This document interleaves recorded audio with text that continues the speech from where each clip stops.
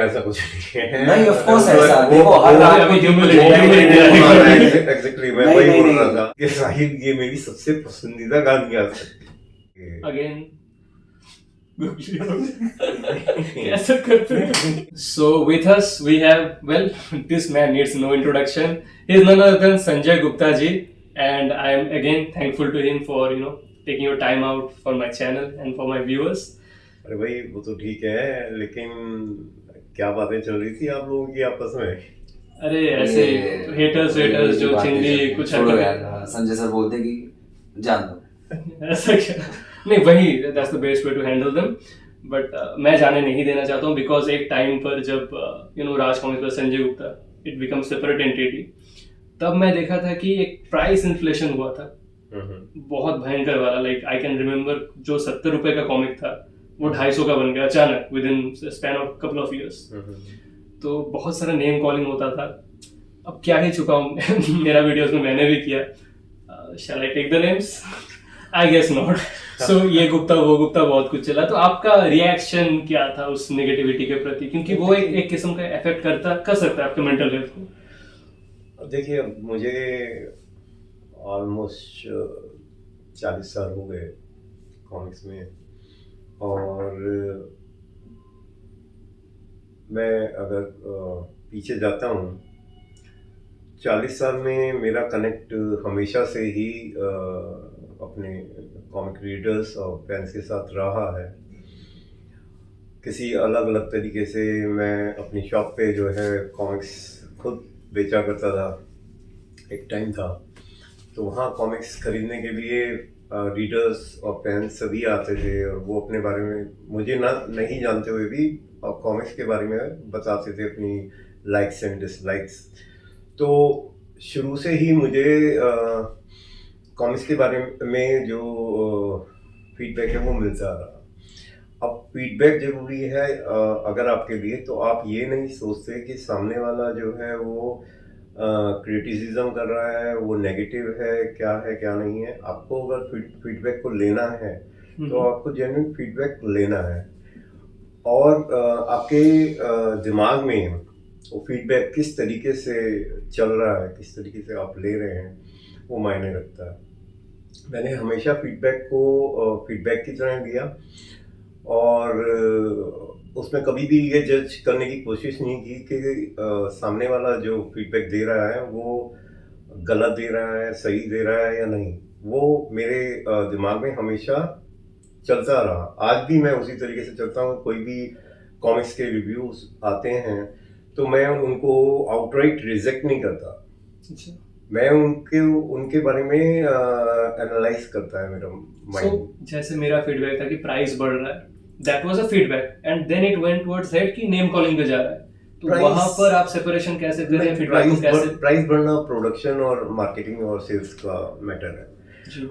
तो नेचुरली उसमें क्रिएटिव जो डिपार्टमेंट है उसका कोई काम नहीं है। हाँ, बीइंग अ पब्लिशर आल्सो ये मेरा वो बना हमेशा से ही मैं था, क्योंकि मैंने जैसे आपको बताया कि मैं कॉमिक्स बेचता भी था अपनी दरीबा की शॉप पे। तो मुझे एक ब्रॉडर वो मिला हमेशा रिव्यू, जिसमें कि कहानी या आर्टवर्क के अलावा जो बायर है उसकी जो रियल प्रॉब्लम्स हैं उन सब चीज़ों का भी एक फीडबैक या रिव्यू मिलता रहा हमेशा।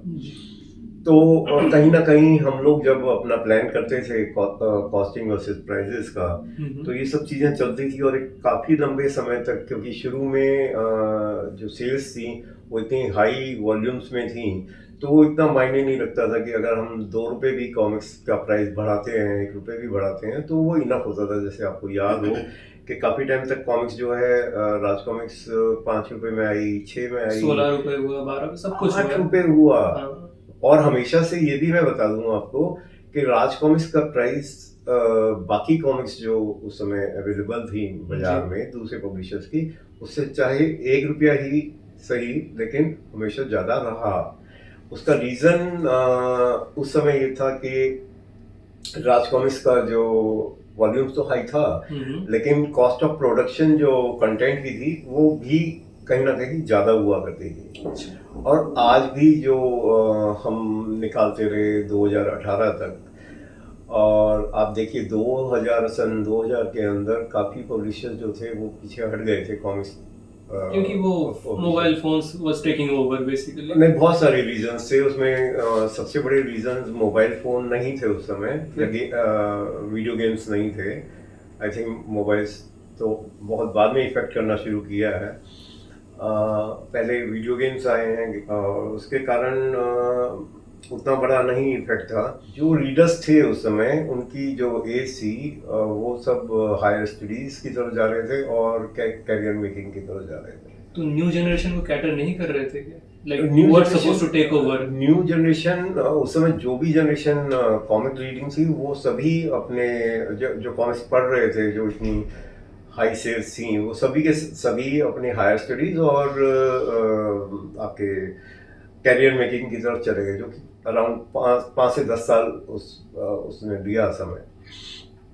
और मार्केटिंग चेन जो है वो पूरी तरीके से ख़त्म हो गई थी। जैसे कि आपके रेंटल शॉप्स थी, ये सब चीज़ें, जो एक बहुत बड़ा नेटवर्क था वो धीरे धीरे स्क्वीज होना शुरू हो गया था। तो ये कुछ एक चीज़ें थी जिसके कारण वो हुआ। तो राज कॉमिक्स क्योंकि कृत संकल्प थी कि भाई हमें कॉमिक्स जो है वो निकालते रहना है, किसी भी हालत में इसे बंद नहीं करना है, क्योंकि काफ़ी टाइम तक कॉमिक्स ने ही राज कॉमिक्स को या हमारे पब्लिकेशन को जो भी कुछ कमा के दिया, वो हमें एक कमिटमेंट था कि जिसके कारण हम बोलते थे राज कॉमिक्स से मेरा जुनून। तो वो कमिटमेंट था जिसके कारण हम कॉमिक्स निकालते रहे। हालांकि जो प्रॉफिट्स थे वो बहुत ज़्यादा स्क्वीज हो चुके थे और ज़रूरत थी कि प्राइस बढ़ाया जाए, लेकिन उस कमिटमेंट के चलते हमने कॉमिक्स के प्राइस उतने नहीं बढ़ाए, जो कि और एक टाइम ऐसा आया कि काफ़ी लंबे समय तक राज कॉमिक्स जो है वो सिर्फ इन्वेस्टमेंट मोड पे जा चुकी थी, प्रॉफिट मेकिंग से हट चुका था। यही और किस दौर की बात है? 2010-15 के दौरान? 2000 से 2013 तक, मतलब हमने पर ईयर धीरे धीरे हमारा इन्वेस्टमेंट जो है वो बढ़ता चला गया था। और एक टाइम ऐसा भी आया था कि हमने कॉमिक्स में इवन नई तरीके से पब्लिश करना शुरू कर दिया था। अच्छा पेपर, जो आर्ट पेपर वगैरह शुरू हो गया था। मैप्रीथो पेपर से हट के हम आर्ट पेपर पे आ गए थे। कॉमिक्स में जो कलरिंग होती थी वो स्पेशल इफेक्ट्स में तब्दील हो गई थी। कंटेंट जो क्रिएशन थी वो और महंगी होनी शुरू हो गई थी। तो ये सब हुआ। अब प्राइस जो है आफ्टर लॉकडाउन, अगर आपको दोबारा से सब चीज़ें शुरू करनी है, तो जब हमने अपने अपने पब्लिकेशन शुरू किए, तो नेचुरली अब हमें दोबारा से रीथिंक करना था कि अगर हमें इस ट्रेड में रहना है तो हम किस तरीके से प्राइसिंग को उस तरीके से रखें कि हाँ हमें ब्रीदिंग स्पेस भी मिले और हम पे भी कर सकें अपने क्रिएटिव्स को। और इस मार्केटिंग नेटवर्क जो टूट गया है उसको चलाए रखने के लिए, उसको वो सब करने के लिए प्राइसिंग को दोबारा से रीथिंक करना था। अब हमारे सामने या तो ये था कि हम कॉमिक्स ना निकालते, या ये था, और मेरा तो एक डायलॉग भी बहुत ज़्यादा पॉपुलर हुआ था कि कॉमिक्स सस्ती नहीं, भ्रम, सस्ती कॉमिक्स भ्रम है। And that was proven to be true after some time. तो मैं मानता हूँ कि जो इतना बड़ा एक राज कॉमिक्स का फैन, जो एक प्रशंसक वर्ग था, उनके लिए एक बहुत बड़ा झटका था ये। लेकिन मुझे ये लगता है कि अगर हमें कुछ करना है आगे, तो ये कठिन निर्णय लेना पड़ेगा, और जो कि लिया गया। आपको मतलब पहले से ही पता था जो नेगेटिविटी में और कुछ ये आने वाला है? नेगेटिविटी कुछ और चीजें होती हैं, और सीधी सी बात है, पॉजिटिविटी और नेगेटिविटी वो एक सिक्के के दो पहलू हैं। वो आपके ऊपर है, सिक्का तो वही सेम है ना। आप सिक्के को जब आप एक ही सिक्के के दो पहलू हैं, नेगेटिविटी है, पॉजिटिविटी है। आप सिक्के को सिर्फ सिक्का ही समझ के चलिए, राइट। तो उसी सिक्के को लेके आगे बढ़ना है। जी और आपका काम है कि जो आपका कंटेंट है, जो भी कुछ आप प्रोड्यूस कर रहे हो, वो अच्छे से अच्छा हो, जिसके अंदर अगर आप नेगेटिविटी और पॉजिटिविटी के खेल में लग गए तो आप अपना जो कंसंट्रेशन है, जो फोकस है, वो लूज कर जाएंगे। बस समझ सकता हूँ। एक्चुअली जब ये दौर चल रहा था, I was a college going student, और मेरे लिए बहुत जायज था भाई, प्राइसिंग इतना बढ़ रहा है, how am I suppose to afford it. Comic book एक लग्जरी आइटम बन रहा था धीरे धीरे मेरे लिए। तो वहां से that is the point where this thing came out of me. And अभी जैसे it's not that big of a deal, अभी मुझे सब कुछ पता है कि हाँ ये होता है, इतना कुछ कॉस्टिंग, इतना लोगों का एफर्ट जाता है, so it's bound to be that, like sales उतना एक्सपोनेंशियली हाई नहीं है। क्योंकि वॉल्यूम्स कम हो गए हैं। जी और जहाँ तक वॉल्यूम्स की भी बात है, आज के टाइम में अगर वॉल्यूम्स पिकअप करते भी हैं तो उसमें बहुत टाइम लगेगा हमें वापस प्राइसिंग को एक Affordability के कंफर्टेबल अंदर। उसमें पहुंचाने के लिए। समझ सकता हूँ। अब आप, जहाँ तक मेरी नॉलेज है बहुत ज़्यादा नहीं है, मैंने भी सुना है कि डीसी मार्वल में जो कॉमिक्स हैं वो कोई प्रॉफिटेबल बिजनेस नहीं है, लेकिन उनका कहीं और से जो है प्रॉफिट आ रहा है। और क्योंकि एडेप्टेशंस वगैरह हाँ, तो है ही। क्योंकि वो प्रॉफिट कहीं से आके कॉमिक्स में लगा रहे हैं। अब कॉमिक्स में क्यों लगा रहे हैं? क्योंकि कॉमिक्स एक असेंशियल पार्ट है। मूवीज जो हैं वो साल में आपकी गिनी चुनी आ सकती हैं। जी, लाइक आइडियाज को ट्रांसलेट करना मूवीज में हाँ। बहुत ज्यादा डिफिकल्ट है एज कम्पेयर टू कॉमिक लेकिन बुक। उसके लिए, यानी कि एक सुपर हीरो के लिए एक मूवी बनाने के लिए बहुत जरूरी है कि कॉमिक्स रेगुलर आए, क्योंकि उसमें जो करेक्टर और उसके यूनिवर्स का जो एक्सप्लोरेशन है वो रेगुलर जो कॉमिक्स आती हैं वो वहीं से ही संभव है। आफ्टर ऑल एक काफी लंबे समय तक, काफी सालों तक जब कॉमिक्स से वो यूनिवर्स डेवलप हुआ है तब वो फिल्म तक पहुंचा है। तो नेचुरली आप फिल्म में पहुंचकर कॉमिक्स को जहाँ से रूट्स हैं उनको वो नहीं कर सकते, इग्नोर नहीं कर सकते। तो मेरी नज़र में यही है कि कॉमिक्स सबसे जरूरी चीज़ है। कल को मेरी अगर मूवी भी आ जाती है तो मुझे ये लगता है कि कॉमिक्स जो है वो रूट है और वो कभी भी नहीं अलग होनी चाहिए। बिल्कुल बिल्कुल, वो पैशन अपने जगह से एकदम स्थायी रहना चाहिए। मुझसे बहुत लोग पूछते हैं कि अगर आप फिल्म इंडस्ट्री में कभी भी मूवीज बननी शुरू हुई तो आप हमें पूछेंगे कॉमिक्स को छोड़ के क्या मूवीज में जाना पसंद करेंगे, क्या डायरेक्शन करना पसंद करेंगे या व्हाट्सोएवर। मैं कहता हूँ नहीं, मेरा जो काम है वो कॉमिक्स बनाना है, जो कि इसकी जड़ है। उस जड़ को मैं कभी नहीं छोड़ूंगा, क्योंकि आप कॉमिक्स हो। वाह। सो प्राइसिंग के बारे में बात हो रहा था, and one thing click in my mind. सही, प्राइसिंग की मैं भी बताता हूँ। देखिए, प्राइसिंग को बढ़ा चढ़ा के करने से किसी को भी अपनी प्राइसिंग बढ़ाने का कोई शौक नहीं है। बहुत सारे ऐसे प्रोडक्ट्स, लेकिन फिर भी लाइक राइट नाउ रिसेंट एक मैं ट्रेंड देखा हूं, बताता हूँ ना कि बहुत सारे ऐसे प्रोडक्ट्स हैं जिनको मैं सोचता हूँ कि इनका अगर करोड़ों रुपए का मार्केटिंग का और एडवर्टाइजिंग का बजट ना हो तो इन सब चीजों की प्राइसिंग कितनी कम हो सकती है।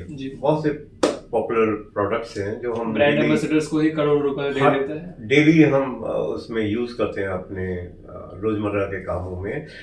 तो मेरे भी दिमाग में आता है कि क्यों ना अगर ये 500 करोड़ का, 1000 करोड़ का या उससे भी बड़े बजट हैं, उन बजट को स्क्वीज कर दें। कैसे कई ऐसे ब्रांड्स हैं जो कि इतने नामी हैं कि शायद मुझे लगता था कि उनको जरूरत नहीं है, और शायद कहीं अकाउंटिंग्स के लिए इनको दिखाना पड़ता है कि भाई हाँ इतना बड़ा बजट है, उनको जरूरत नहीं है। तो मुझे भी लगता है कि क्यों ना प्राइस एक उस स्थिति में आए कि जिससे कि लेने वाला कंफर्टेबल रहे। अभी लेने वाला कंफर्टेबल बन रहा है, which was talking about FirstCry के बदौलत आप लोगों का कॉमिक्स फर्स्ट क्राई पे अवेलेबल हो रहा है for as much as 40, 50, 60% discount. और जो मुझे अनरीजनेबल प्राइसिंग लग रहा था, all of a sudden it's affordable ना। सो ये शुरुआत में आप क्यों नहीं किए? Why you had to depend on FirstCry to make this comics affordable? क्या सीन है एग्जैक्टली? नहीं, देखिए मैं आपको बताता हूँ। जब मैंने राज कॉमिक्स बाय संजय गुप्ता की स्टार्ट की थी, और शायद मेरी कमी रही या किस तरीके से मैं ट्रांसलेट नहीं कर पाया, मैंने 2-3 ऐसे कदम उठाए थे जिसमें कि जब मैंने कहा कि मेरी कॉमिक्स का जो पहला या दूसरा सेट है वो बहुत अच्छे प्रिंट रन के कारण एक प्रॉफिटेबल उसमें जाने लगा है, तो मैंने कोई एक सेट था जिसके अंदर मैंने कहा कि मैं इसमें समवेयर 10 या 20% डिस्काउंट मैंने उसमें अनाउंस किया था, जिसमें कि 5 to 10% डिस्काउंट सेलर को मिलना था फालतू प्रॉफिट, एज अ प्रॉफिट, और 10 to 5% एग्जैक्ट मुझे याद है, तो वो हमें आगे देना था सेलर्स के थ्रू बायर्स को। अच्छा। मैंने ये भी किया था कि जैसे जैसे मेरी कंपनी प्रॉफिटेबिलिटी में जाएगी तो मैं वो जो बचा हुआ प्रॉफिट है वो सबके साथ शेयर करूंगा, सेलर्स के साथ भी और बायर्स के साथ भी। ये हुआ था एक सेट में या 2 सेट में हुआ। उसके बाद मैंने हाँ, मुझे याद है आप पोस्ट भी लिख रहे थे हाँ, शायद इसके ऊपर। उसके बाद मैंने ऐसा भी किया कि जो 500 रुपए की कॉमिक्स थी 96 पेजेस की, जी। वो मैंने 400 कर दिए थे आप। या मैंने प्री ऑर्डर में उसको 400 के लिए 4 या 5 इश्यूज के लिए मैंने वो करा था ऑफर कि मैं इसको 400 रुपये में दूं। लेकिन मैंने टाइम के बाद देखा इसका कोई बेनिफिट नहीं हुआ। अच्छा, मतलब ये सेल्स पे रिफ्लेक्ट नहीं किया? सेल्स पे कोई उसका कोई रिफ्लेक्शन नहीं मिला, तो फिर मेरे को उस चीज को वापस लेना पड़ा। मुझे लगा था कि प्राइस रिडक्शन से सेल्स एक्सपोनेंशियली राइज करेगा धीरे ही मेरे को भी यही लगा था, और मैं उसको आगे और कंटिन्यू करना चाह रहा था, और मैं ये भी चाह रहा था कि और प्राइस को मैं किस तरीके से धीरे धीरे अफोर्डेबिलिटी के अंदर लाया जाए, ला सकूं। लेकिन अनफॉर्चुनेटली या तो कहीं ना कहीं मेरी कमी रही, उस चीज को ट्रांसलेट मैं कर नहीं पाया, या क्या है। आने वाले समय में धीरे धीरे जो है कई ऐसी चीजें हुई अनफॉर्चुनेटली जो नहीं होनी चाहिए थी, जिसके कारण वो जो प्राइस मैं नीचे लाने की पूरी कोशिश में था वो नहीं हो पाया। जी। अच्छा, फीडबैक्स के लिए do you follow any YouTuber, like Indian YouTubers, reviewers? देखिए, रिव्यूअर्स और वो चाहे यूट्यूब में हो, इंस्टा पे हो, वो हर प्रोडक्ट के लिए, हर कंपनी के लिए बहुत ज़रूरी है, क्योंकि उनका जो जो फैलाव है बहुत दूर तक जाता है। और एक बार अगर बहुत सारे लोग आपके प्रोडक्ट के बारे में बात कर रहे हैं तो बहुत गुना फैलता है, ज़्यादा से ज़्यादा लोगों तक जाता है। जी, कोशिश वही रहता है मेरा भी। हाँ, तो वो तो वेलकमिंग शुरू से है ही, और आज भी मेरे को यही रहता है कि ज़्यादा से ज़्यादा लोग उसके बारे में बात करें, ज़्यादा से ज़्यादा लोग जो है लोगों तक वो पहुंच सके। मतलब आप पर्सनली फॉलो करते हो क्या आपका प्रोडक्ट जब रिव्यू हो रहा है या people are talking on internet? हाँ, बिल्कुल। मैं मतलब जितना टाइम मुझे मिलता है मैं कोशिश करता हूँ अपने उस टाइम में से कुछ समय निकाल के, जो लोग मुझे टैग करते हैं उनका, या फेसबुक के थ्रू कहीं से भी जहाँ पता लगता है कि कोई कॉमर्स के बारे में बोल रहा है, तो मैं कोशिश करता हूँ कि उनको मैं देखूँ क्या बोल रहे हैं, क्या फीडबैक मिल रहा है, क्या रिव्यूज़ हैं। सब चीज़ों को मैं हमेशा फॉलो करने की कोशिश करता हूँ। और I don't know what to call it, ये आपका बड़प्पन है या क्या है, आपका तजुर्बा है, because like I know for a fact he is veteran in this industry and he knows कि मैं क्या बोला था, कितना बोला था, नहीं बोला था, and even after all that he has taken it in the most positive way possible, which says a lot about his character in general. And this is very impressive क्योंकि आजकल बहुत सारे पब्लिशर छुई मुई बिहेवियर है, कुछ भी बोल दो they can't take it, चाहे कितना भी कंस्ट्रक्टिव हो। एंड वहीं पर like even after all that he has taken out his time for this interview session, so that speaks volumes honestly. तो नेक्स्ट सवाल पे जाते हैं कि अल्फा कॉमिक्स, राज कॉमिक्स दोनों आप चला रहे हो, राज कॉमिक्स पे Sanjay Gupta, and I personally feel like कि अल्फा कॉमिक्स पर इतना ज्यादा फोकस्ड हो रहे हो कि कहीं ना कहीं राज कॉमिक्स पर संजय गुप्ता काफी धीमा पड़ रहा है। ये मैं सही ऑब्जर्व किया हूँ या एम आई रॉन्ग? नहीं ना, आप रॉन्ग हैं, और आपने जो भी ऑब्जर्व किया है वो आपका प्यार दिखाता है राज कॉमिक्स की तरफ कि अगेन कैसे करते हैं? ये सच्चाई है। जब हम किसी चीज को प्यार करते हैं तभी हम शिकायत करते हैं। मुझे भूख लगेगी तभी, जब मुझे भूख लगेगी तभी तो मैं खाना मांगूंगा। पीओवी ना डिटरमाइन करता है कि इंसान कहाँ जाएगा। that is why I was telling you. तो अच्छी बात है। राज कॉमिक्स के लिए जब भी कोई कुछ कहता है, मैं 38 साल हो गए मुझे राज कॉमिक्स के साथ, जो मेरा प्रेम है, और जिस तरह से मैंने एक कॉमिक्स लिखी बनाई, तो वो कुछ कारण हैं जिसके कारण वो थोड़ा सा डिले हो रहा है। लेकिन ये सोचना या कहना कि मैं राज कॉमिक्स के बारे में ना सोचूं या मैं उसे जानबूझ के डिले करूं, वो संभव नहीं है। हाँ, समय लग रहा है। अगर आप कंपेयर करेंगे अल्फा कॉमिक्स से, तो अल्फा कॉमिक्स को भी तैयार करने में पिछले 4 या 5 साल से हम लगे हैं, और एक नई टीम का गठन हुआ है जिसमें नए राइटर्स हैं और नए क्या नाम आर्टिस्ट हैं, नए पुराने पुराने भी हैं सभी, जो कि राज कॉमिक्स के साथ काम कर रहे थे। आपके फार साइटेडनेस वो दिखा रहा है। हाँ, वो सब चीजें हैं।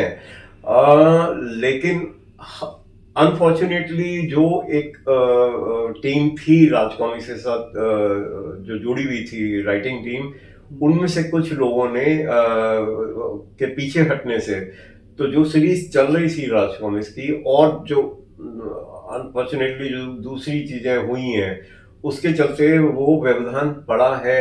लेकिन आई एम कमिटेड। मुझे पता है कि जो सीरीज पहले की रुकी हुई हैं, जो सीरीज मैंने RCSG में शुरू करी थी, वो सारी की सारी मैं कंप्लीट कर रहा हूँ एक एक करके, और जो उससे पहले की सीरीज हैं जो रुकी हुई हैं, उन सबके लिए मैंने जो है नई राइटिंग टीम का गठन कर लिया है। समय उनको लगेगा, और जो समय लग रहा है, जिन लोगों ने अपना समय उस सीरीज को पढ़ने में लगाया है, उन कॉमिक्स में इन्वेस्ट किया है, उसके लिए मैं सिर्फ क्षमा मांग सकता हूँ जो भी देरी हो रही है। लेकिन वो मेरा अपने आप से कमिटमेंट है कि वो मैं पूरी करूंगा। और सलमान खान का डायलॉग है, लेकिन उसको जाने देते हैं। मैंने कमिटमेंट कर दी, फिर मैं पूरी। So ये confirmed है, like the only series that I'm going to talk about next is सर्वनायक। आप दिल पे हाथ रख के बोलिए, खत्म होगा ना? मतलब मेरे जीते जी।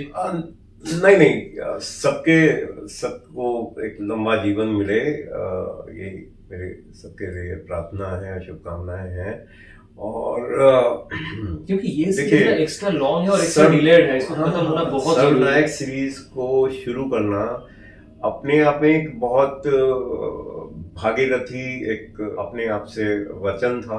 ह्यूमंगस प्रोजेक्ट है ये, सारे कैरेक्टर्स को जब इसको शुरू किया गया तो नितिन मिश्रा जी के साथ मेरी काफी बातचीत हुई, और उसके ये सब पहलुओं पे डिस्कस हुआ था कि क्या इसके इतने जो 96 पेजेस की कॉमिक्स है, इसके इतने सारे पार्ट्स हैं, क्या हम टाइम पे उसे खत्म कर पाएंगे, नहीं कर पाएंगे। वो सब चीजें हुई हैं, और लेकिन फिर अगेन उसको समय लगा, और एक ऐसी स्थिति में आ गया बहुत सारे कारणों के चलते कि वो सभी फैंस को और रीडर्स को उसको लेके जो एक निराशा और हताशा पैदा हुई है। और मैं अपने दिल पे हाथ रख के यही कहूँगा कि अब तक आप लोगों ने जो विश्वास के साथ मेरा दामन थामा और उसे कभी भी छोड़ा नहीं है, उसे आगे भी आप साथ देंगे तो मैं तो देंगे, उसे पूरा कर पाऊंगा, क्योंकि राज कॉमिक्स है हम लोग का जुनून। तो वो तो देना पड़ेगा, जब नेक्स्ट पार्ट आएगा जरूर साथ देंगे। बट बस आ जाए यही दुआ है, क्योंकि जैसे एक टाइम पे I can remember railway station पे जाता था मैं, बिल्कुल छोटा था, एंड सर्वनायक का पार्ट आया करता था तब। एंड कभी ऐसा भी होता था कि मैं जा रहा हूँ छुट्टी मनाने and there has been a gap, तो 2-3 पार्ट्स निकल गया। अब ना मम्मी पापा को कन्विंस करना कि एक कॉमिक नहीं, इसमें 3 खरीदना पड़ेगा, वो बहुत बड़ा हेडेक था एक, ठीक है। तो ये दौर भी गया है कि जब जरूरत से ज्यादा मुझे मिल रहा था सर्वनायक से, and then there came a time कि 2-3 साल जा रहा है, एक नया पार्ट नहीं आ रहा है। तो वहां पर ऐसे हताशा निराशा भर चुका था रीडर्स के मन में। मैं ऐसा भी देखा था फेसबुक में कुछ लोग अपना प्री एग्जिस्टिंग कलेक्शन जो था सर्वनायक का, वो बेच रहे थे कि मुझे पता है ये कंप्लीट नहीं होगा, I just want to sell it. तो वो तरीका है, इतना दुख हाँ, वो हताशा से ही किए थे। बिल्कुल वो अपना तरीका अपनी शिकायत दर्ज कराने का, उसके कई तरीके से, अलग अलग तरीके से हर कोई करता है। हम भी अपनी माता पिता से, अपने भाई बहनों के साथ जब शिकायत दिखानी होती है तो वो सब चीजें करते हैं। वो कहीं ना कहीं देखिए, जो प्यार करता है, जो भी इंसान है किसी को प्यार करता है, तो जिससे प्यार करता है उसी को अपने टेंट्रम्स दिखाता है, और वही प्यार की जो है एक परिभाषा है, निशानी है, सब कुछ है। अच्छा, आप एक लार्जर फॉर्मेट लाए, राज कॉमिक्स का एक स्टैंडर्ड फॉर्मेट बन चुका था जो बहुत पॉपुलर था, फिर आप यूएस इंटरनेशनल स्टैंडर्ड साइज की तरफ आगे बढ़े एंड अभी और भी बढ़ा रहे हैं, ये कर रहे हैं। सर्वनायक सीरीज के साथ ये चीज हुआ और अभी मजबूरी ये बना कि जो हम जैसे कुछ होपफुल लोग हैं कि ये खत्म होगा और मैं कलेक्ट करूंगा, हमारे पास ऑलरेडी रेगुलर साइज में है। अब अचानक हमको ये पता है कि साइज बढ़ चुका है and you are the only one जो नया ला रहे हो पार्ट्स, और जो अदर 2 ब्रदर्स हैं they are not trying in this particular creative field of सर्वनायक। सो यहाँ पर जो साइज डिस्क्रिपेंसी हुआ ना, like height difference is cool among couples, girlfriend छोटा बॉयफ्रेंड लंबा, अच्छा लगता है, ठीक है बढ़िया। बट जब एक ही सीरीज का कॉमिक्स बन रहा है, छोटा कॉमिक्स एंड देन अचानक बड़ा हो गया, तो ये जो प्रॉब्लम क्रिएट हो रहा है ना, शेल्फ में बुरा लग रहा है देखने में, मेरा कलेक्शन एज अ रीडर मुझे बुरा लग रहा है, तो उसको कैसे? एग्जैक्टली मैं यही बोलने वाला था कि हर कोई पसंद करता है कि आज मेरे पास छोटी गाड़ी है और मैं कल बड़ी गाड़ी लूं, राइट? मतलब आप बोल रहे हो मैं अपना पुराना छोटा गाड़ी बेचकर पुराना गाड़ी का ही बड़ा मॉडल खरीदूंगा? बिल्कुल नहीं कह रहा मैं। आपको जब दूसरी गाड़ी खरीदनी होगी तभी आप बड़ी गाड़ी खरीदेंगे। बट पुराना कलेक्शन का क्या सर? हाँ एग्जैक्टली मैं आगे यही आपको बताने वाला हूँ कि ये क्योंकि कॉमिक्स एक ऐसी चीज है जो कलेक्ट की जाती है, तो कलेक्ट की जाती है, तो मेरे भी मन में ये सब दुविधाएं थी जब मैंने बड़ा इसको किया था। तो यही मैंने सोचा कि देखिए आगे बढ़ना है तो हमें बेटर की तरफ जाना ही पड़ेगा। और अगर आप इसका एक मैं एग्जांपल देता हूँ कि आदि पर हमने निकाली थी एक स्टैंडर्ड साइज में नागरन सीरीज की, क्योंकि वो उस समय तक प्लान नहीं हुआ था, उसका आर्टवर्क बन चुका था, तो वो पूरी सीरीज में चाहता तो उसमें 2 या 3 पार्ट्स के बाद मैं उसको बड़े साइज में ला सकता था, लेकिन फिर मैंने यही कोशिश की कि लोगों का कलेक्शन जो है वो खराब ना हो, मैं पूरी सीरीज को जो है वो उसी स्टैंडर्ड साइज में राज कॉमिक्स के लेके आया, राइट? ऐसा नहीं है कि हम पूरी तरीके से अपने बारे में या अपनी सोच को सही मानते हुए करते हैं। रीडर्स का या फैंस का या कलेक्टर्स का हर तरीके से ध्यान रखने की कोशिश की जाती है। और पर्टिकुलरली अगर आप सर्वनायक सीरीज की बात करेंगे तो हाँ कह सकते हैं मेरी टीम और मेरे बीच में काफ़ी इस बात को लेके विचार विमर्श हुआ, काफ़ी हमने ब्रेनस्टॉर्मिंग की, लेकिन यही हुआ कि नहीं चलते हैं, एक बार जब बड़ा साइज में जा रहे हैं तो करना शुरू करते हैं। जिन लोगों को अगर अच्छा लगेगा तो वो इसको लेना शुरू करेंगे। हाँ ये छोटा साइज को रिजेक्ट करना और बड़े साइज को लेना शुरू करना कलेक्टर्स के लिए एक थोड़ा सा प्रॉब्लम है। मैं भी एक कलेक्टर हूँ, मैं भी अपनी कॉमिक्स को इसी तरीके से जैसे आप लोग अपने शेल्फ में रखते हैं वैसे रखने की कोशिश करता हूँ, ऑर्गेनाइज करने के रखना, और वो देखने में दूर से यूनिफॉर्मिटी वो सब मुझे लगता है वो जरूरी है, लेकिन कहीं ना कहीं जाके आपको थोड़ा बहुत करना पड़ता है। और वो 2 प्रिंट्स निकालना, एक लार्जर फॉर्मेट और एक स्मॉलर फॉर्मेट, वो फाइनेंशियली इन्वेस्टमेंट वाइज वो ठीक नहीं था। हाँ तो इसलिए कुछ निर्णय ऐसे होते हैं जो लगता है कि गलत है, और आने वाले समय में जब हम आगे बढ़ते हैं कुछ समय बाद, साल बाद 2 साल बाद, हमें लगता है कि हाँ ठीक है ये गलत नहीं किया जी। अच्छा, अल्फा कॉमिक्स में इतने सारे किरदार एक के बाद एक बन रहे हैं, like every weekend I am seeing a new character being drop, तो फिलहाल अभी तक आपका फेवरेट कौन सा है और वो क्यों है? क्यों है कौन सा है, दोनों ही बहुत मुश्किल सवाल है। मैं तो मुश्किल सवाल ही करूंगा ना। बिल्कुल, और वो मुझे लगता है कि किसी भी क्रिएटिव से ये वाले सवाल किसी को भी करने नहीं चाहिए। किसी भी क्रिएटिव से ये वाले सवाल जो है वो करने नहीं चाहिए। लाइक आपका फेवरेट बेटा कौन सा है टाइप का सवाल है। बेटे की भी बात चलिए करता है हर कोई, उसके पीछे बहुत सारे रीजन होते हैं। Creations are different. हाँ क्रिएशंस नहीं, वो भी डिफरेंट नहीं होती, लेकिन दिक्कत यह है कि अगर कोई माँ बाप अपने बेटे के बारे में जीवन में एक बार भी बता दें कि मेरा ये वाला बेटा जो है वो फेवरेट है, तो बाकी जो दोनों बेटे तीनों बेटे नाराज हो जाएंगे, उनकी जीवन जो है वो खत्म हो जाएगा। उनका जीवन उस एक जवाब के बाद में खत्म हो जाएगा।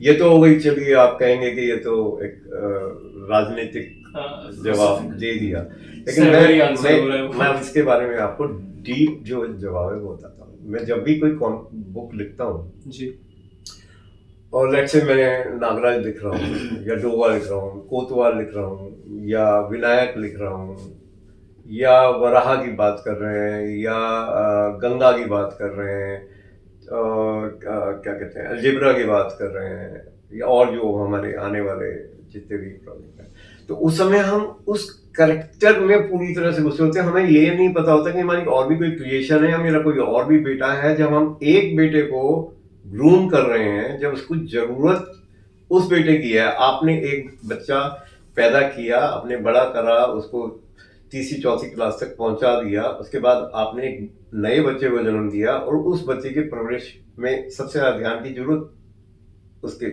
उस समय की है। और आपका पहला बच्चा कहे कि मेरे पे ध्यान आपका चला गया, खत्म हो गया, तो ठीक है, उसका भी शिकायत गलत नहीं है, लेकिन आपकी जरूरत है कि आप जिस बच्चे को जिस समय में जितनी जरूरत है उतनी जरूरत आप दे रहे हैं।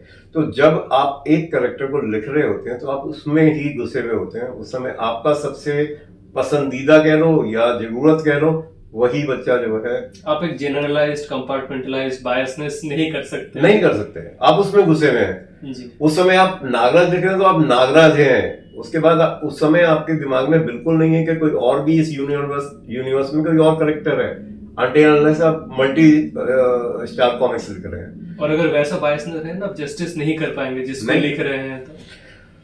हाँ, अपनी राइटिंग को आप जस्टिस नहीं कर पाओगे। समझ सकता हूँ। सो अपकमिंग प्रोजेक्ट्स क्या क्या आने वाला है, both from alpha comics and Raj comics bye Sanjay Gupta? Raj comics से हमारा अंतिम युद्ध जो शुद्धिकरण सीरीज का अंतिम भाग है वो आ रहा है।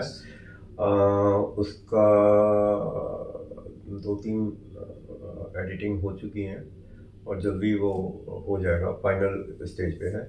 उसके साथ भोकाल का अग्निपथ आ रहा है, अग्निपथ सीरीज का, वो भी दोनों साथ ही आएंगे। बांकेलाल तो का हम काम कर रहे हैं जिसमें। हाँ, बांकेलाल का चीता चोर कमान आने वाला है, ये 3 आएंगी। और उसके बाद विराट पर्व है, विराट पर्व के साथ ही उसके लिए मेरा काफी एंटिसिपेशन है। सारा हाँ। पार्ट से विराट पर पढ़ना हाँ। बाकी है। बंटाधारी बांकेलाल आएगा। पंटाधारी पंटाधारी। जबरदस्त। तो ये अभी अगले 3-4 महीने के हमारा राजकमल भाई संजय गुप्ता का प्लान है। इसमें हो सकता है थोड़ा सा टाइम, 1 महीना और बढ़ सकता है विराट पर्व में, लेकिन हम मेरी पूरी कोशिश है उसे जल्दी लेके आए। और अल्फा कॉमिक्स में हमारा हंता सीरीज चल रही है, जो कि कोशिश ये है कि हर 30वें दिन या 40 दिन के बीच में हम उसके जो भी पार्ट्स हैं वो लेके आते रहें। मतलब 1-1.5 महीना बाद बाद एक एक पार्ट आता रहेगा। आता रहेगा। अच्छा पेस है। उसके अलावा बावर्ची है और भुजंग सीरीज है और बावर्ची का तो 2 पार्ट निकला है, उसका और कितना निकलेगा? उसके 5 पार्ट हम लिख चुके हैं। तीसरे पार्ट का इंकिंग चल रहा है, पेंसिलिंग उसकी कंप्लीट हो चुकी है, विनोद जी जो कर रहे हैं। उसके बाद हमारा रेगुलर जो है वटागट्टू है, चहल पहल है, एक नई सीरीज हम इंट्रोड्यूस कर रहे हैं किड्स के लिए, माई नानी इज एन एलियन, साहिल जी ने वो लिखी है। कहाँ से आता है ये सब? मैं नानी मैंने लिखा कि कुछ। और एक और है कंट्रोवर्शियल सा नाम है उसका, हफ्शी। 100 क्रिएटिव वो भी आप लिख रहे हो? हाँ, उत्सव जी लिख चुके हैं। अच्छा अच्छा, मतलब उसका क्या सीन है वो? अब शी नाम तो कुछ अलग सा लग मैं रहा सर है। से डिस्कस कर रहा था कि हम जब एटीएस एंटी टेररिज्म स्क्वाड की जब हम फिल्म लिख रहे थे 4 फीमेल ऑफिसर्स की गुजरात की, अच्छा तो जिसने जुस्सा बल्ला रखा करके गैंगस्टर को पड़ा, तो हम रेकी करने गए थे, उनसे बात करने गए थे, उनकी वो सुनने गए थे कि कैसे हुआ था। तो वहाँ पे हम सुनने गए तो आई सॉ अफ्रीकन मैन, तो मैंने उससे जाके बात की, वो हिंदी बोला, वो एकदम से हिंदी बोला, यार ये तो गुजराती भी बोल रहा है यार, ये तो हिंदी। तो मैंने उनका कल्चर ढूंढना शुरू किया कि क्या था। एंड देन आई सर को मैंने प्रपोज किया, सर इनकी तो हिस्ट्री नहीं है, इनको हबशी is not a wrong word, अच्छा ठीक है, it comes from a special term जहाँ के वो लोग थे, हम लोग नाउंस नहीं कर पाते थे, तो मुगल्स ने उनको अफशी बोलना शुरू कर दिया। क्या क्या नाम था? एबेसीन्स करके एक जगह का नाम है, मैं एग्जैक्ट बता दूंगा आपको, वो डबिंग में दे दूंगा आपको, ठीक, ठीक। अच्छी होगा तो एग्जैक्ट जगह का नाम है। So that is where the story came in. और मैंने सर से डिस्कस किया कि व्हाई नॉट एक ऐसा जो हमारा कल्चर भी है, जो हमारे कल्चर में जिनकी बात नहीं हुई है, क्यों ना उन पे एक फिक्शनल एक टेक लिया जाए। और इसका आर्टवर्क कौन करेगा? उत्सव जी विल बी, अच्छा, उत्सव। उत्सव Chatterjee. His work is phenomenal. He's- तो लाइट एंड शैडो का जो खेल खेलते हैं वो अपने नहीं कलाकारी he's something, that's true। तो यहाँ पर क्या होगा अफशी में? What is the USP of अफशी?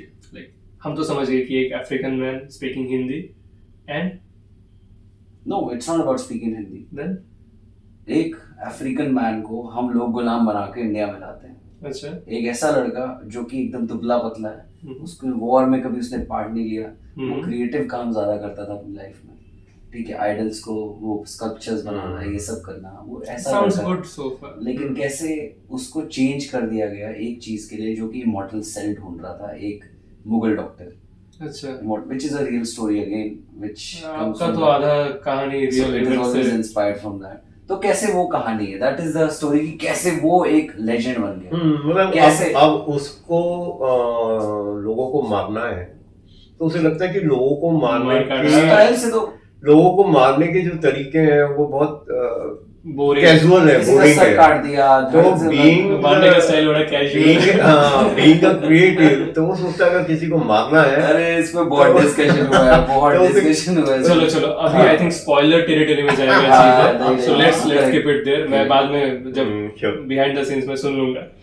सो अभी जो एक सवाल है कि साहिल जी आपके लिए काम कर रहे हैं फॉर अल्फा कॉमिक्स, एंड ये दोनों से कॉमन सवाल है कि आप दोनों का भी जो रिश्ता है वो गुरु शिष्य वाला ज्यादा है, it's more business oriented, like he is writer and you are the employer? मेरे ख्याल में साहिल पहले बोले हैं इसके बारे में। सर सी, मैंने आपको इससे पहले भी बताया कि गुरु गोविंद दोनों खड़े, काकू लागू पाए, बलिहारी गुरु आपने गोविंद दियो बताया। सो बहुत सारी चीज़ें हैं जो कि हम सीखते हैं लोगों से, we just meet people and we understand, यार यही है वो आदमी। ऐसा होता है मेरी फिल्म लाइफ में, Ashish Sharma is that person, अच्छा, ठीक है। उससे पहले मेरे लिए ऐसा होता था, एरिक रॉथ इज दैट पर्सन, वो मेरा गुरु, मैं उससे मिला भी नहीं हूँ, आप तो लास्ट पॉडकास्ट में बोले भी। मैं मिला भी नहीं उस आदमी से, but it is just, but I am so lucky that I found him. मतलब ये गुरु थोड़ा एकलव्य वाला मैं scene हो रहा है आपको पता है कि मैं तो देखो- कॉमिक कम्युनिटी में कब से आया हूँ, जी। And he's there, he's been there, and it is my luck, I think, that just कि यार नहीं, अब तो संजय सर हैं साथ में, सपोर्ट कर रहे हैं। Fortune और- favors the brave, right? और दूसरी बात है कि कहानी कैसे जाएगी ना, हम्म। ये मेरा अलग तरीका है, कहानी कैसे जानी चाहिए is what I am learning. From him. Of course there is नहीं, ऐसा कुछ नहीं है। नहीं, of course ऐसा, वो- देखो हर वो- रात को अभी 3 humility- बजे humility- एग्जैक्टली मैं वही बोल रहा था। मैं रात को 3 हाँ। बजे जब भी मैं, मेरा एक टाइम है काम करने का, कि मेरा ऑफिस अलग है, मेरा काम करने, बट काम वही है, लिखने का ही वो काम तो है। पता दिन है, भर सोचते we लिखना often call is not a like late problem. night पर ही Correct. बातचीत होता है। तो जब मैं 3 साढ़े 3 बजे भी इनको स्क्रिप्ट भेजता हूँ और मैं सुबह जब अपना टाइम से उठता हूँ, तब तक ये पढ़ चुके होते हैं। Workaholic और तो तब है। तक ये- अभी एनर्जी देख रहा हूँ ना मैं, हाँ, यंगस्टर हूँ, मेरा एनर्जी इनका भी रात को ही एनर्जी जाता है, मेरा भी भाई वो ही। तो I think this is, you are just lucky. I think मैं आप मेरा टेक ले लो, अगर और से कहना है तो बोलो। सर मैं तो ये बोलूंगा कि देखो, आप वैसे लोग अट्रैक्ट करते हो जैसा आप बनना चाहते हो लाइफ में। एग्जैक्टली ये सब भाग्य पे आधारित है। अगर मैं कहता हूँ कि मैं कॉमिक्स हूँ, तो इसका मतलब ये नहीं है कि मैं ही कॉमिक्स हूँ, और भी बहुत लोग हैं जो कि कॉमिक्स से हैं। अब वो कॉमिक्स से कॉमिक्स जुड़ रही है, तो ये कॉमिक्स, मैं कॉमिक्स हूँ, ये कॉमिक्स है। तो जब ये मेरे से पहली बार मिले, इन्होंने अपने 2 मुझे आइडियाज सुनाए, भरपूर आइडियाज इस हाँ। दिमाग में, बाप रे बाप, एवरी अदर डे कुछ ना कुछ नया पनप रहा है। इन्होंने जो सबसे पहला आइडिया मुझे सुनाया था, वो था द वॉर बुक का सबसे पहला काफी idea। पहले, मतलब एकदम शुरुआत में वारकुप से अब पहला हाँ। वॉर था। तो वो जो पिच इन्होंने किया था, और इनके अंदर जो मैंने जो एक जुनून देखा था, जो एंथुसियाज्म देखा एक था, नेचुरल प्रतिभा है, मैं जो एक देख रहा हूँ। जोश और जो वो देखा था, वो किस तरीके से इन्होंने अपना पूरा का पूरा एक लंबा आइडिया सुना दिया मुझे, और मैं बस सुने जा रहा हूँ। और वो दिन था, हमने कहा कि हाँ, हम द वॉर बुक करेंगे, और वॉर बुक बहुत टाइम लिया उसे बनने में, बहुत टाइम लगा। आई थिंक साल लगा। प्लस 100 प्लस पेजेस की बुक थी, उसमें टाइम लगा एडिटिंग वगैरह में भी और पूरा बनने में भी, और वो अब पिछले महीने हमने उसे पब्लिश किया। मेरी जीवन की जो एक सबसे सुंदर कहानी है वो, सुंदर इज द वर्ड जबकि वो क्या नाम है, सुपर हीरो जो जनरली मेरा जॉनर है वो ना होके एक पीरियड लव स्टोरी है, और मेरी one of the best story है वो। और वेद जी ने उसका जो आर्टवर्क बनाया, और उसके बाद भक्त रंजन ने जो उसको जबरदस्त। कलर्स दिए हैं, ओवरऑल एक बहुत सुंदर बहुत ही सुंदर प्रोडक्ट बन के आया। और मैंने पर्सनल रिकमेंडेशन अपने बहुत सारे जो मित्र हैं, जानकार हैं, उनको दी, और उनको कहानी पढ़ने के लिए दी, और जिन रीडर्स या फैंस ने उसे पढ़ा और उसका जो भी थोड़े बहुत रिव्यूज आए, पॉजिटिव रिव्यूज आए, तो देख के लगा कि हाँ, इसका अपनी कहानी पे विश्वास, और जो मेरा उस कहानी को सुनने के बाद जो विश्वास इन पे बना, वो गलत नहीं था। और मैं अभी भी जो भी मेरे जानने वाले हैं, इवन मेरी जो बिटिया है, उसको भी मैंने ये कहा कि इस कॉमिक्स को पढ़ना है। मैंने उसको कॉमिक्स पढ़ने के लिए भेजी हुई, और जल्दी ही और बहुत सारे रिव्यूज आएंगे। तो मुझे वहां पर जाके जो एक फुलफिलमेंट ये मिलती है कि हाँ, मेरा जो एक विश्वास था इस कहानी पे, साहिल पे, वो गलत नहीं था, वो बिल्कुल ठीक था। तो ये समय समय पे जब ये सब चीजें मिलती हैं तो आपका कॉन्फिडेंस बहुत लेवल में बढ़ जाता है। मैं कई बार बोला साहिल को कि साहिल, ये मेरी सबसे पसंदीदा कहानी आज तक। That means a lot. अरे यार मतलब अच्छा, एक छोटे मुंह से बड़ा बात करने वाला हूँ, सीट पे चाटना चढ़वाना ये सब आदत में नहीं है, don't feel bad. I personally felt कि साहिल जी के अंदर टैलेंट और आइडियाज कूट कूट के भरा है। What he lacked in was the innate experience, the depth in comic book making, जो कहीं हद तक after asking all this questions I am realizing कि वो एक्सपीरियंस आपको यहाँ से मिल रहा है संजय जी से, कि how to, you know what to do, but how to do का जो ब्लूप्रिंट है वो यहाँ से आ रहा है। मुझे लगता है, अगेन मैं फिर कहना चाहूंगा कि हर 40 साल हो गए मुझे इस काम में, बहुत सारे क्रिएटिव्स के साथ मैंने काम किया है।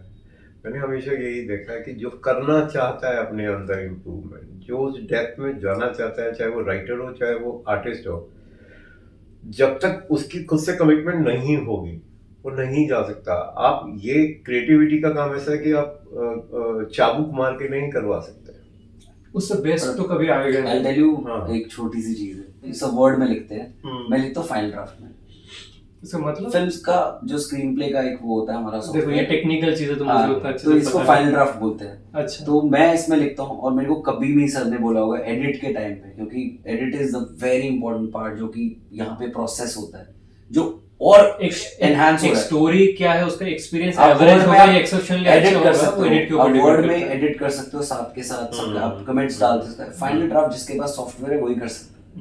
तो मेरे को कभी भी इन्होंने रोका नहीं, और मेरे को सिर्फ ऐसे हंस के बोलते थे, यार ये जो तू कट्टू लिखता है ना, ये मेरे को बहुत मजा आता है कि कट्टू जब कट्टू Scene change वाला। फेड टू डार्क, तो ये सब फिल्म के टर्म्स है। But he has never ever ever in his life, शायद इन्होंने एफडीआर ले भी लिया होगा फोन में, मेरे को पता भी नहीं है, लेकिन जब भी इनका एडिट आता है ना, तो आप देखोगे कि एक बार भी इन्होंने कोई भी, मैंने बाकी लोगों की सुनी है, कुछ हैं जो कि करते हैं कि यार ये थोड़ी ना होता है, रूल्स फॉलो करने होते हैं, ये सब कह रहे तोड़, तो बस लिख, ब्रेक द चेन्स।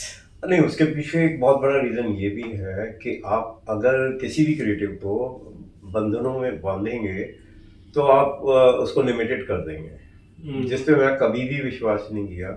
और दूसरी उसका फुल पोटेंशियल तक वो शायद रीच नहीं कर पाएगा वैसे। दूसरी एक बहुत बड़ी बात है कि अभी इंडियन एंटरटेनमेंट इंडस्ट्री में, जिसमें चाहे फिल्म्स कह दो आप, या नॉवेल्स कह दो, या कॉमिक्स कह दो, अभी उतना काम हुआ नहीं है।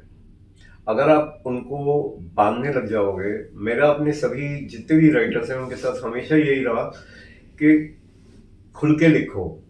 हमारा अगर कोई भी करेक्टर है, मान लीजिए नागराज है, डोगा है, कुछ भी है, उसका एक बेसिक स्ट्रक्चर है, उस स्ट्रक्चर्स को फॉलो करना है तो आपको। कैरेक्टर से बाहर ना जाते हुए अपना जितना क्रिएटिविटी है डालो। हाँ हाँ हाँ, राइट। नहीं, आप ले जा सकते हो, आप करेक्टर के को ले जा सकते हो, क्योंकि अभी करेक्टर का कहानियां कितनी आई हैं, 150 कहानियां आई हैं किसी की, 150 से अभी तो बहुत कुछ करना है, ठीक What if ही बना है, दो। लेकिन नहीं, What if नहीं कर इसका रहा भी है। कुछ और हो सकता है भाई, वाई वो भी बहुत कुछ हो कुछ सकता है। और हो सकता है। मैं कह रहा हूँ कि आपके पास करने को बहुत कुछ है, लेकिन अगर आप उसके स्ट्रक्चर को एक्सपेंड कर रहे हो या उसको तोड़ के बाहर भी जा रहे हो, तो फिर आपके पास लॉजिक होने चाहिए, आपके पास उतना एंटरटेनमेंट मटेरियल होना चाहिए, वो मसाला होना चाहिए रीडर को इट शुड मेक सेंस। हाँ, हाँ, सेंस, of course। उसे मजा आए कि हाँ यार, अगर ये जो है हमारा हीरो या कुछ जो भी कुछ उसने किया है आउट ऑफ द वे जाके या उससे करके, तो उसमें मजा आया, उसमें उसे प्रूव कर लिया है। और ऐसा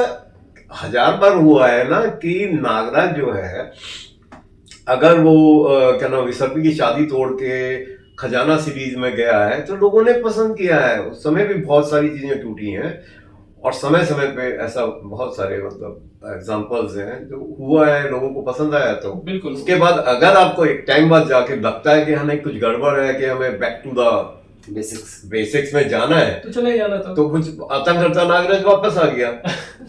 नरक नाशक। हाँ, नरक, फिर नरक नाशक फिर बाहर निकल गया। तो ये सब तो जरूरी है ना कि मतलब खेलते रहो। हाँ, तो ये जो मेरी समझ है। बहुत सही। एक चीज और बताना चाहता हूँ कि साहिल के अंदर वो खूबी है। जब मैं, जैसे इन्होंने कहा कि मैं कॉमिक्स इनके जागने से पहले, ये देर से सो के लिखते हैं, इनके जागने से पहले मैं पढ़ लेता हूँ। उसके बाद इनका अब लोग का टाइमिंग सिंक हो चुका है, वो वाला। हाँ, वो चलता है। तो इनका पहला मैसेज आता है, आपने वो कॉमिक्स पढ़ी, आपने स्क्रिप्ट पढ़ी, तो ये बोलते कि एडिट भी करके भेजना है।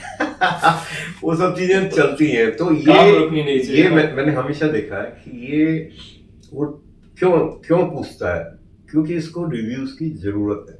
इसका मन कहता है कि मुझे वो या तो आप बड़ाई कीजिए या बुराई कीजिए, या बताइए कि उसमें क्या है। अगर किसी आदमी को ये लगने लग जाएगा कि आई एम कंप्लीट, मुझे जरूरत नहीं है, तो वो पूछेगा भी नहीं आपसे। इम्प्रूवमेंट का स्कोप भी उधर ही खत्म हुआ। नहीं, सबसे पहली बात है वो पूछेगा ही नहीं ना। आपको प्रोडक्ट दे दिया, एक एरोगेंस है। उसके बाद वो सेंस ऑफ कंप्लीशन है भाई, उसको घमंड आ गया, उसने जो लिखा है वो लिख दिया, उसके बाद उसको जरूरत नहीं है, वो पूछेगा ही नहीं आपसे, बिल भेज देगा। यहाँ बहुत डिस्कशन होते हैं। हाँ। लंच में तो वो सिर्फ इसलिए पूछ रहा है कि अगर पसंद आ गई है तो ठीक है, नहीं तो फिर मुझे इस पे कुछ ना कुछ अच्छा करना पड़ेगा। जी, and this is another reason है, जब मैं इनसे भी बातचीत करता हूँ, ठीक है, फोन पर, मुझे ना वो हिचकिचाहट ज्यादा होता नहीं इनको कुछ नेगेटिव फीडबैक देने से पहले, बिकॉज़ ये उतना ओपन है, ओपन टू डिस्कशंस। मेरा आज तक भी, इवन मैं कुछ लिखता हूँ, कोई आइडिया बनाता हूँ, मैं खुद पूछता हूँ कैसा लगा।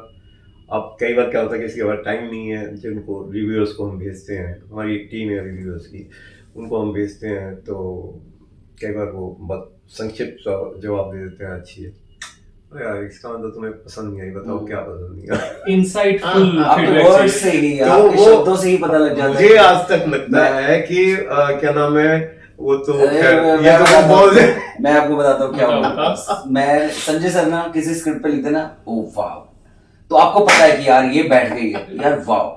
एक सिंगल आपके 3 शब्द हैं, वाह। मतलब अलजेब्रा 2 का मेरे को याद है क्लाइमेक्स लिखा था मैंने। अच्छा। वो मैंने 3 बार लिखा था वो क्लाइमेक्स, क्योंकि आ ही नहीं रहा था वो, कुछ तो प्रॉब्लम था, कुछ तो प्रॉब्लम था, और मेरे को पता था क्या प्रॉब्लम। मैं बाकी किसी के उस पर नहीं आता, मैं इनको मैसेज करता हूँ, पूछता हूँ कि क्या था, और उसके बाद अगर आपने कोई और स्क्रिप्ट दी है तो सर ने बोला अच्छी है, तो मैं बोलता हूँ सर अब बताओ क्या प्रॉब्लम क्या है इसमें, तो ये मेरे को प्रॉब्लम बताते हैं। लेकिन इनका आता है किसी यार, कभी कभी ये सिर्फ एक्सप्रेशन में बता देते हैं कि यार मजा आया। नहीं, मैंने स्क्रिप्ट डिस्कार्ड भी किए हैं।